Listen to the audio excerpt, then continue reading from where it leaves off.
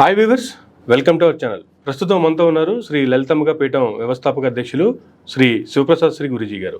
నమస్తే గురూజీ. ఆశీర్వచనం నాయన. ఎలా ఉన్నారు? బాగున్నాను.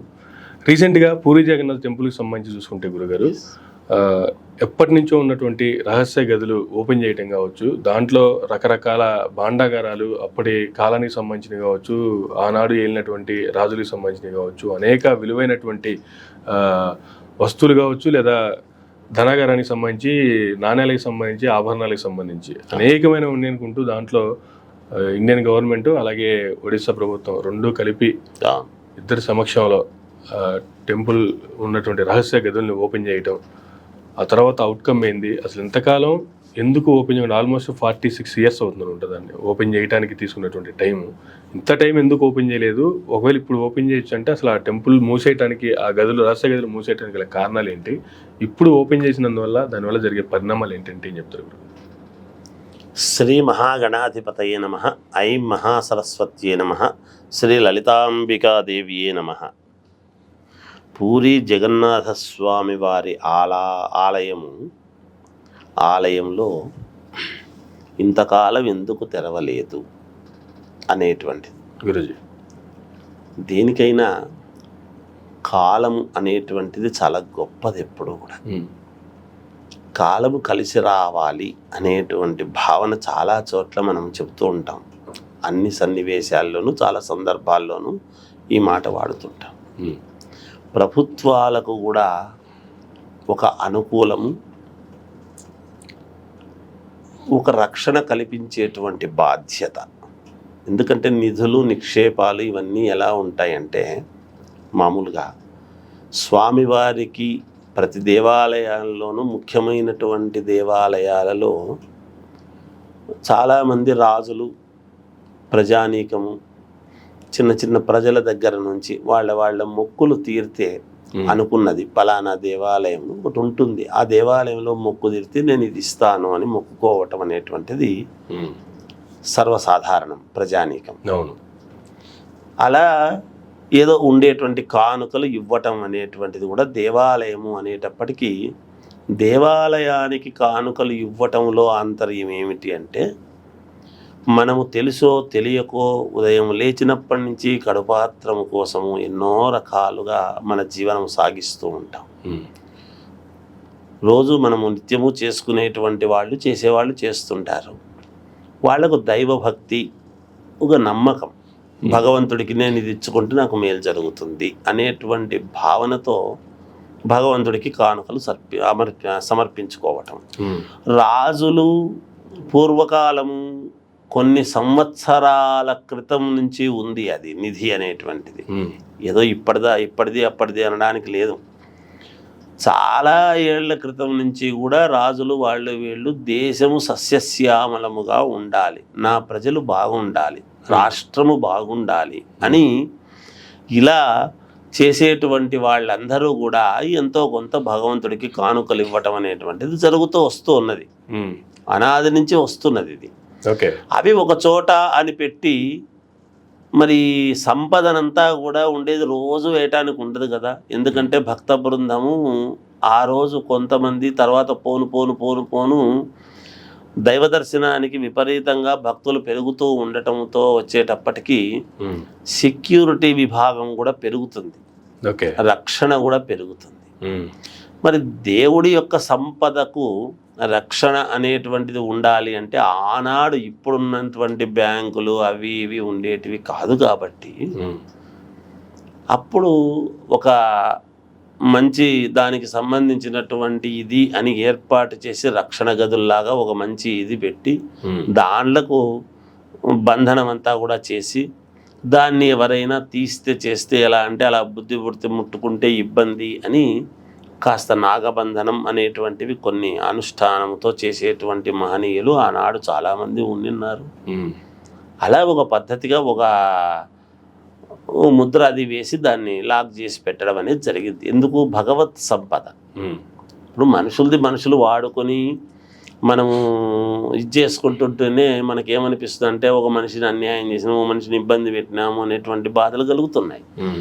భగవంతుడికి మన చేతనైంది పుష్పం పత్రం ఫలం తోయం అనేటువంటిది ఏదో ఒకటి ఇవ్వాలి, కానీ భగవంతుడి సంపద దోచుకునేటువంటి ఇది కూడా ఏదైనా పోతే, ఎందుకంటే జవాబుదారీతనం ఆలయ ట్రస్టీకి ఒక పద్ధతి అనేది ఉంటుంది. ఫలానా వాళ్ళ ట్రస్టీ ఉన్నప్పుడు ఇట్లా జరిగింది అంటే అది చాలా జీవితంలో అపఖ్యాతి వాళ్ళ మీద కూడా పడుతుంది. దైవం అనుగ్రహము ఉండడం కోరుకుంటారు ఎవరైనా కానీ, అలాంటి మచ్చలు ఏ కమిటీకి రావాలని కోరుకోరు కదా. అందువలన కొంతకాలము బాగా సమయము అనేటువంటిది పట్టింది అనేటువంటి భావన ఒకటి. ఈనాటికి పూరి జగన్నాథ స్వామి అని అనగానే జగన్నాథ స్వామి యొక్క అక్కడ సాక్షాత్తు నిజరూపముతో ఉండేటువంటి స్వామిని పెట్టాలి అని అనుకునేటువంటి భావనతో ఎప్పుడో కృతయుగము నాడు మామూలుగా ఇంద్రద్యుమ్నుడు అనేటువంటి రాజు ఏదో ఒక కలలో కనపడి స్వామి ఇలా చెయ్యి అంటే చేశాడు అనేటువంటిది ఒక ప్రామాణికము, ఒక కథ అంతా ఉన్నది. సరే, ఆయన మరి సాక్షాత్తు జగన్నాథ స్వామి, జగన్నాథుడు ఈ జగత్తునంతా కూడా కాపాడబడేటువంటి జగన్నాథుడి యొక్క బ్రహ్మ పదార్థం అనేటువంటిది ఒకటి అక్కడ ఉన్నది. అక్కడ అది తీసి ఇంకొక దాంట్లోకి మళ్ళీ కొత్తగా ప్రతి సంవత్సరము జ్వరము రావటము లాగా ఒక ఇది వస్తే దానికి చేయాల్సినటువంటి సేవ, స్వామివారికి చేసేటువంటి విధానాల్లో ఒక ప్రత్యేకమైన ఇది ఉన్నది. అలా బ్రహ్మ పదార్థాన్ని ఇక్కడి నుంచి ఇంకొక చోటికి మారుస్తూ ఉన్నప్పుడు వాళ్ళందరూ కూడా చేతులకు మన చేతికి తాకకుండా ఒక వస్త్రం అది కట్టుకొనేసి దాని ద్వారా పెట్టడం అనేటువంటి భావన, కళ్ళకు గంతలు కట్టుకొని చేయడము అనేటువంటిది ఒక విధానము, ఒక పద్ధతి అనేది ఉంది అక్కడ. దాని అర్థం ఏమవుతున్నది మనకు అంటే ఆలోచన చేస్తే ఆ బ్రహ్మ పదార్థము అనేటువంటిది ఒక గుండె లాంటిది, ఏదో కొట్టుకుంటుంది అనేటువంటి మాట మనకు తెలుస్తూ ఉన్నది. ఆ నోట ఈ నోట ఎప్పుడూ కూడా ఏ రహస్యమైనా బయట పడతాయి, పడకుండా ఉండవు. కాలం అందుకే కాలం చాలా గొప్పది అనేటువంటిది. ఇది ఎప్పటిది? కృతయుగము నుంచి వస్తూ ఉన్నది అని మనం చెప్పుకుంటున్నాము.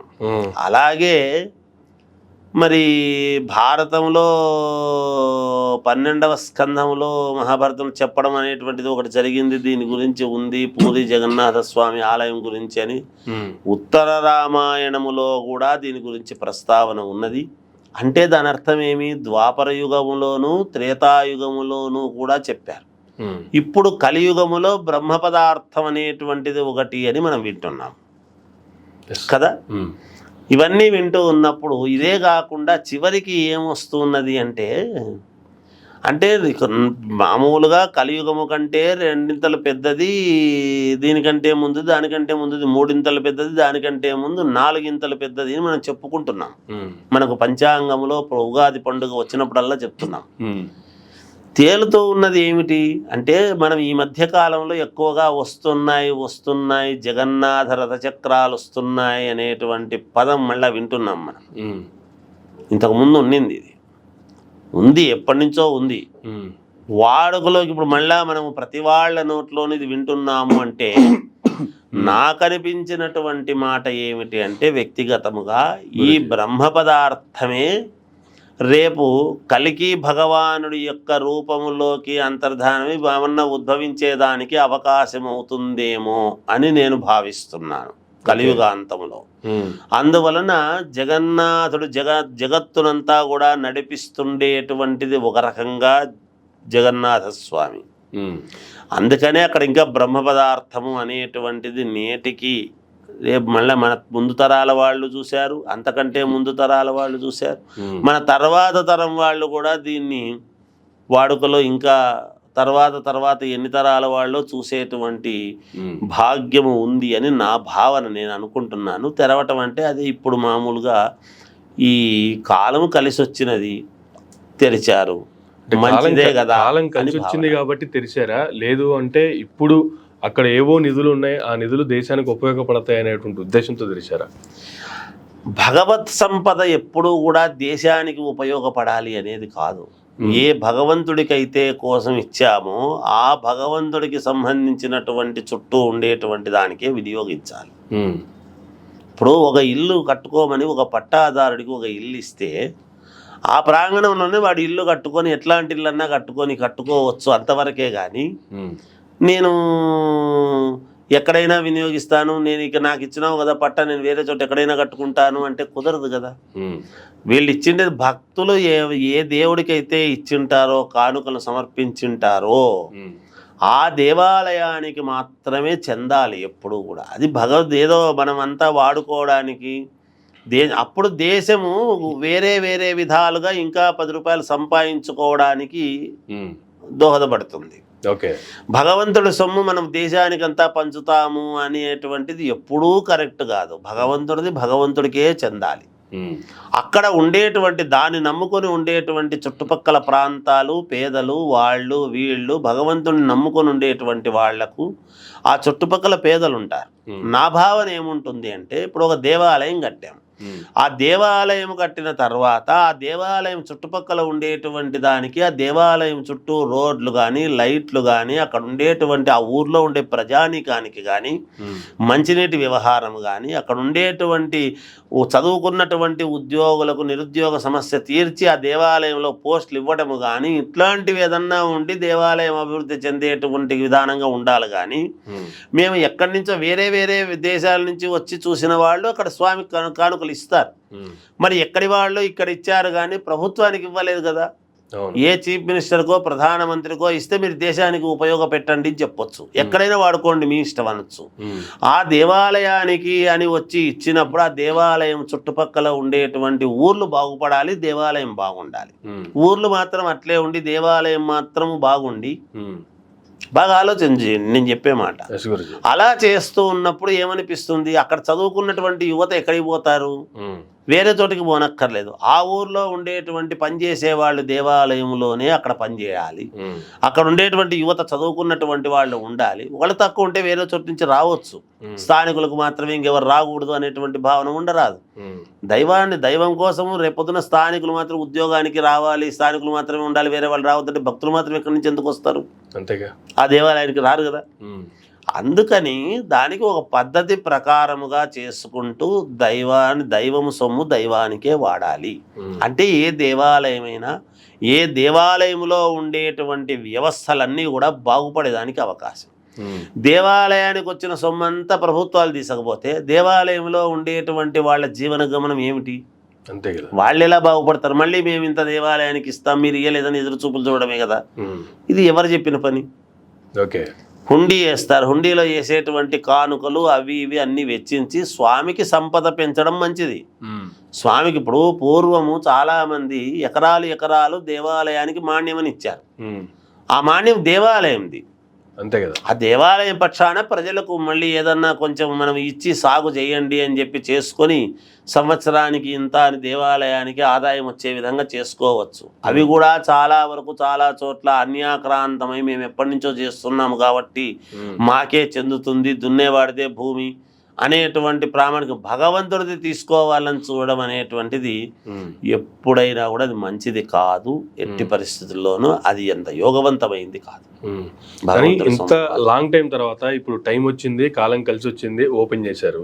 దీంట్లో కొన్ని నిధులు దొరికాయని, ఇంకా కొన్ని అయితే ఏమీ లేవని ఇటువంటి ప్రచారం అయితే జరుగుతుంది. ఇంకా రహస్య గదులు ఉన్నాయంట, అవి కూడా ఓపెన్ చేయాలనేటువంటి వార్తలు కూడా బయటకు వస్తున్నాయి. అసలు ఓవరాల్గా అంతా ఓపెన్ చేసిన తర్వాత, అన్నీ ఉన్న తర్వాత ఇంత నిధులు ఉన్నాయనేది బయటకి ఎందుకు లెక్కలు చెప్పట్లేదు?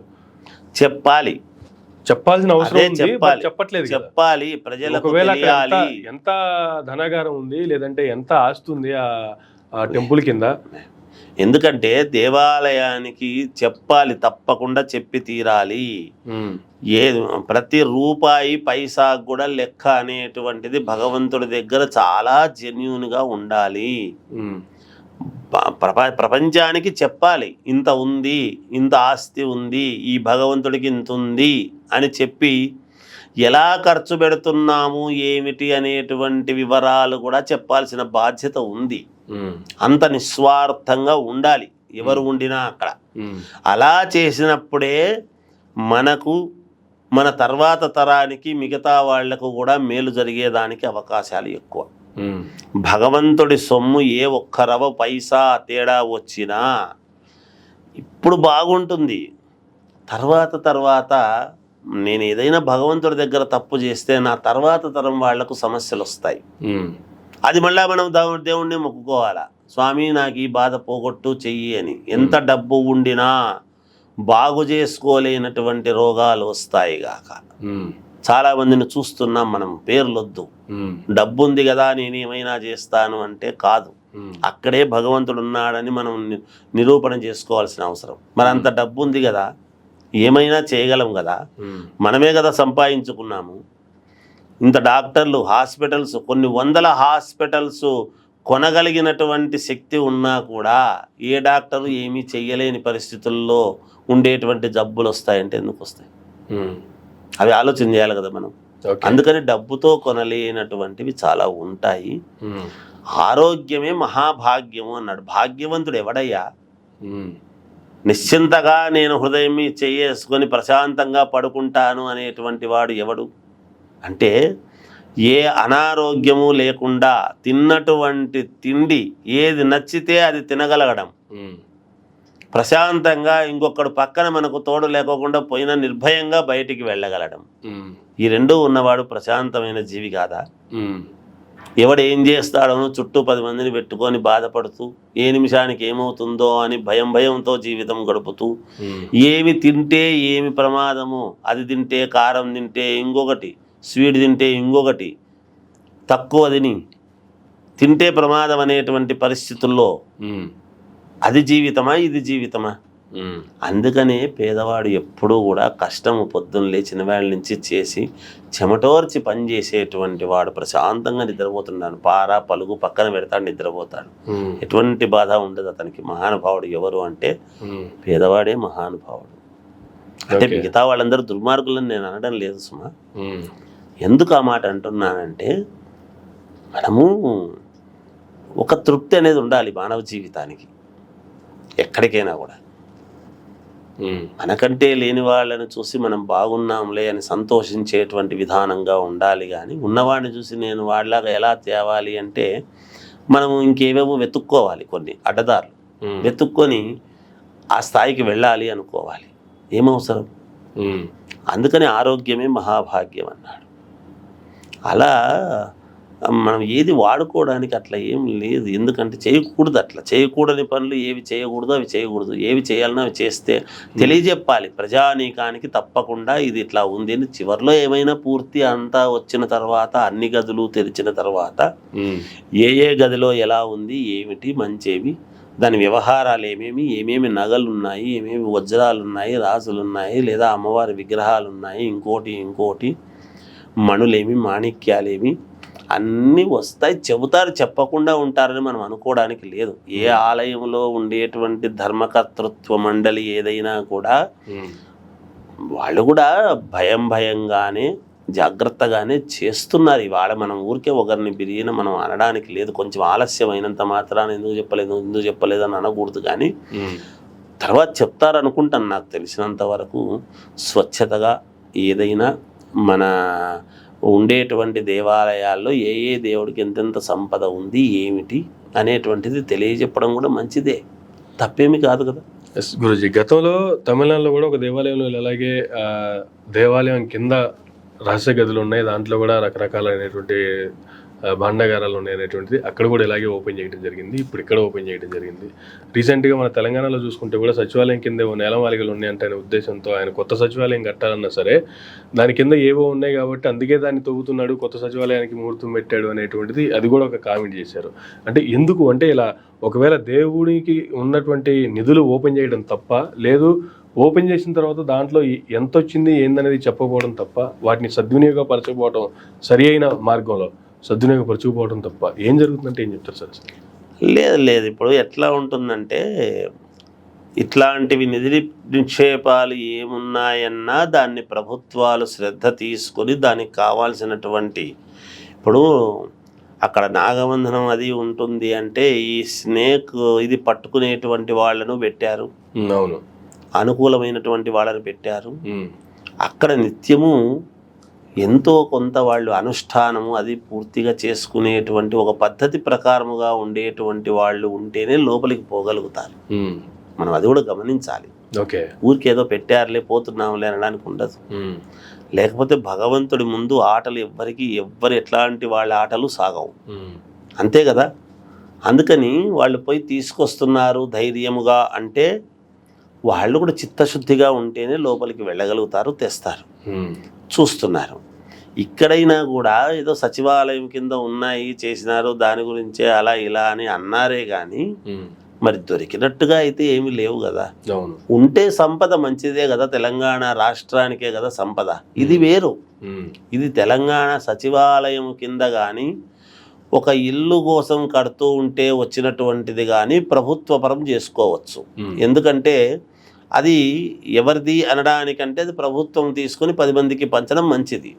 అది దేవాలయములో భద్రతగా దాచిపెట్టినటువంటిది వేరు. ఇది సచివాలయం కింద గవర్నమెంట్ ఆఫీసుల కింద ఉంటే ఖచ్చితంగా ప్రభుత్వం స్వాధీనము చేసుకుని లెక్క చెప్పి చేయాల్సిందే. ఇప్పుడు ఎలక్షన్లు జరుగుతున్నాయి అనుకోండి, కోట్లు దొరుకుతాయి, వాళ్ళు సమాధానం చెప్పలేరు. చెప్పనప్పుడు దాన్ని తీసుకొని కోర్టు ద్వారా తీసుకొని ప్రభుత్వానికి ఇంత వచ్చింది అని అప్పచెప్పి ప్రభుత్వానికి ప్రజలకు పంచుతున్నారా లేదా, ప్రభుత్వ ధనాగారంలోకి వేసుకుంటున్నారా లేదా. అలాగే ఎవరిదైనా కానీ ఒక చోట భూమిలో నిధి నిక్షేపాలు దొరికినాయి అంటే అది ప్రభుత్వానిది. కానీ దేవాలయాలలో ఉండేటువంటి మాత్రం దేవాలయానికే చేయాలి. దానికి దీనికి తేడా ఉంది కదా తప్పకుండా. అందుకని ఇక్కడ సచివాలయం కింద ఏదో ఉంది చేసింది అని అనుకున్నారు కానీ బయట ఏం పడలేదు కదా. బయట పడుంటే ఈరోజు రాష్ట్రాలు అప్పులు చేసుకోవాల్సిన పని ఏముంది, డబ్బు నిధులు దొరికితే అవసరం అంతే కదా, అంతకంటే కావాల్సింది ఏముంది. ఇప్పుడు ప్రజెంట్ సీఎం కానీ అంతకుముందు సీఎం కానీ ఇంకా మహాద్భుతంగా నడిపిండేదానికి అవకాశాలు ఏర్పడతాయి కదా. ప్రభుత్వానికి నిధులు దొరికితే ఇంక అంతకంటే కావాల్సిన వాళ్ళు ఇంకో చోట ఈ పొద్దు 1 లక్ష రూపాయలు 2 లక్షలు రుణమాఫీ అంటున్నారు. అసలు రుణమాఫీ వాళ్ళు రుణాలు చేసుకోవాల్సిన అవసరం ఏముంది, ప్రభుత్వం ఫ్రీగా ఇవ్వచ్చుగా. రుణాలు చేసుకుంటే కదా మాఫీ చేయాల్సిన పని, చేసుకోకుండానే ఉండేంతటి ఇది చేయొచ్చు కదా. ఈ దొరికితే ఇంతకంటే కావాల్సింది ఏముంది. ఒకవైపు జనాభా పెరిగిపోతూ ఉన్నది, ఒకవైపు అన్ని ఖర్చులు ఎక్కువ అదుపులో పెట్టలేక జరిగిపోతున్నాయి. అందుకని అది దొరికితే పరమ సంతోషం. ఏదైనా దొరకడానికి కూడా భగవంతుడి యొక్క అనుగ్రహం ఉండాలి. కానీ దేవాలయాల్లో ఉండేటువంటి నేలమాళిగలు అవన్నీ కూడా దేవాలయానికి సంబంధించినటువంటివి. దేవాలయానికి సంబంధించింది కదా, మా రాష్ట్రంలో దేవాలయం ఉంది కదా రాష్ట్రానికి అంతా పెడతానంటే కాదు. ఆ దేవాలయం చుట్టుపక్కల ఉండేటువంటి ప్రాంతానికి దేవాలయాన్ని మాత్రమే అభివృద్ధి చేసేదానికి పనికొస్తుంది తప్ప దేవాలయానికి ప్రజానీకం రావడానికి చేయడానికి మళ్ళీ ఖర్చు పెట్టొచ్చు. రోడ్లు అవి ఇవి, లైట్లు, మంచినీళ్ళు వసతి, వచ్చే భక్తులకు ఉండటానికి వసతి, ఇవన్నీ ఏర్పాటు చేయొచ్చు దేవాలయం సొమ్ముతో. ఒకవేళ ప్రభుత్వం అది పద్ధతిగా ఉండాలి, అంతేగాని అట్లా చేయకూడదు. ఎప్పుడైతే కాలం కలిసి రావాలి, కాలం కలిసి వచ్చినప్పుడు ఓపెన్ చేస్తారనుకున్నాము. ఇప్పుడు నిజంగా ఇప్పుడు కాలం కలిసి వచ్చింది, ఇలాంటి టైంకి కూడా తిథులు నక్షత్రాలు పలానా టైంలో ఓపెన్ చేయాలి అనేటువంటి చూసుకొని చేస్తారా?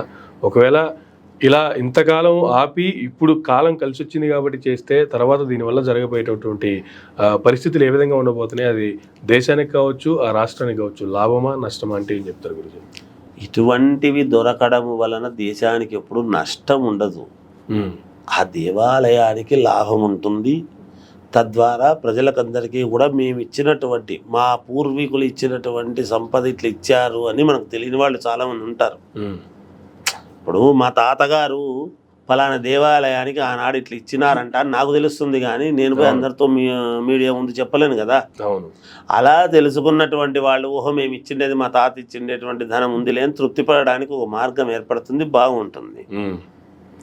అంతేగాని నష్టం ఎందుకు వస్తుంది? ప్రభుత్వాలకు మామూలుగా ప్రపంచానికి తెలిసినంత మాత్రాన ఒకటి. ఇంకా ఏ తిథి వార నక్షత్రం చూసుకొని తీస్తారా దాన్ని అంటే ఖచ్చితముగా దేవాలయం యొక్క అర్చకుడు, కమిటీ, ప్రభుత్వాలు అందరూ కూర్చొని ఏ సందర్భంలో చేస్తే బాగుంటుంది ఏమి. ఈరోజు మనం ఒక ఎమ్మెల్యేగా వేయాలనుకుంటేనే బాగుండదా అని చూసి అడిగి చేసుకుంటుండేది. దేవుడి సంపద నేలమూలలో ఉండేటువంటిది బంగారు ధనాన్ని బయటికి తీయాలి అన్నప్పుడు ఏదో మనం లాకర్లో పెట్టుకునేది కాదు కదా, మన అవసరం కొద్దీ తీద్దాంలే అనడానికి. అదే ఏదన్నా మనకు అమావాస్య ఇంకోటి అంటే వదిలే రేపై తెచ్చుకుందాం బాగుంటుందిలే అని అనుకుంటున్నాం. భగవంతుడి సంపద అక్కడ అర్చకులు అందరూ కూర్చొని ఒక పద్ధతిగా అనుకొని ఏ రోజు తీస్తే బాగుంటుంది అని చూసుకునే తీస్తారు. ఓకే, ఇట్లాంటివి ఎందుకంటే ఇన్నేళ్ళ నుంచి ఏమీ చూసుకోకుండా తీసేవాళ్ళే అయితే ఆ రోజే తీసిందురుగా, ఇంతకాలం ఎందుకు పట్టింది? ఓకే, మరి అట్లా ఉండదు. ఆ అర్చకులు వాళ్ళు అందరూ కూర్చొని ఆ నిర్ణయానుసారం చేసుకొని తీసేటువంటిది. దానివల్ల దేశానికి ఎప్పుడూ కూడా శ్రేయస్సే ఉంటుంది తప్ప భగవంతుడి వలన ఎప్పుడూ దేశానికి అరిష్టం అనేటువంటి మాట ఎక్కడ రాదు. అది మంచిదే, తప్పేమి లేదు దాంట్లో. సో ఫైనల్లీ ఈ టోటల్ ఎపిసోడ్కి సంబంధించి ఏం చెప్తారంటే ఏం చెప్తారు గురించి? పూరి జగన్నాథ ఆలయం దాని గురించి ఇట్లా ఏ దేవాలయం అయినా చాలా దేవాలయాల్లో సంపద ఉంటుంది. అన్ని దేవాలయాల సంపద కూడా ప్రజలకు తెలియజేసేటువంటి విధానంగానే ఉండాలి. ఈ దేవుడికి ఇంత సంపద ఉంది, ఈ దేవుడికి ఇంత సంపద ఉంది అని చేసి ప్రజలకు జెన్యూన్గా ఉండాలి. అప్పుడు ప్రజలు హర్షిస్తారు. అంతే, దాంట్లో రెండో మాట లేదు. చేయడం మంచిదే. ఇప్పుడు ఈ సమయానికి ఒక రకంగా పలానా ప్రభుత్వాలు ఉన్న సమయంలో ఇది జరిగింది అన్నప్పుడు ఆ ప్రభుత్వాలకు కూడా క్రెడిట్ కదా, ఓకే, గొప్పతనమే కదా, ఒక రకంగా మంచిదే కదా అలా. అంతేగాని ఈ దేవాలయం తీసుకుపోయి ఇంకో దేవాలయానికి పెడతాము చేస్తాము అనేటువంటిది మాత్రం ఎట్టి పరిస్థితుల్లోనూ చెయ్యరాదు. ఇంకో దేవాలయం తక్కువ ఇదిలో ఉండొచ్చు, కాకపోతే ఏముంటుంది అంటే అబ్బా దేవాలయానికి అది ఇచ్చినారు, మన ఇంటి దగ్గర ఉండే దేవాలయానికి మనం ఈ మాత్రం ఇవ్వకుంటే ఎట్లా అనేటువంటి దీంతో ఆ కాలనీలో ఉండేవాళ్ళు ఆ దేవాలయానికి 10 రూపాయలు ఇవ్వడానికి దోహదపడతారు. ఓకే, అందుకని యద్భావం తద్భావతి. ఒకటి అక్కడ జరుగుతుంది అన్నప్పుడు మనం ఏమిటి అనేది చూసుకోవడానికి అవకాశం ఏర్పడుతుంది. దీనివల్ల మంచే జరుగుతుంది కానీ దేశానికి ఎప్పుడు కూడా చెడు ఎప్పుడు జరగదు. ఏదైనా వాళ్ళు స్వచ్ఛతగా ఇంత ఉంది అనేది ప్రకటించే తీరుతారు నేను అనుకుంటున్నాను. తర్వాత ప్రకటిస్తారు అనుకుంటాను. పూర్తి అయిన తర్వాత అన్నీ తీసి ఇగో ఇంత ఉంది ధనం ఇక్కడ అనేటువంటిది తెలియజేస్తారని మనకు భావించాలి. Thank you Guruji, thank you very much అండి. ఇదండి పూరి జగన్నాథ్ టెంపుల్ వెనుకున్నటువంటి అంశాలకు సంబంధించి గురూజీ గారు ఇచ్చినటువంటి వివరణ. ఇది నాటి ఇంటర్వ్యూ. మరొక ఇంటర్వ్యూలో మళ్ళీ కలుద్దాం. చూస్తూనే ఉండండి మైరా మీడియా.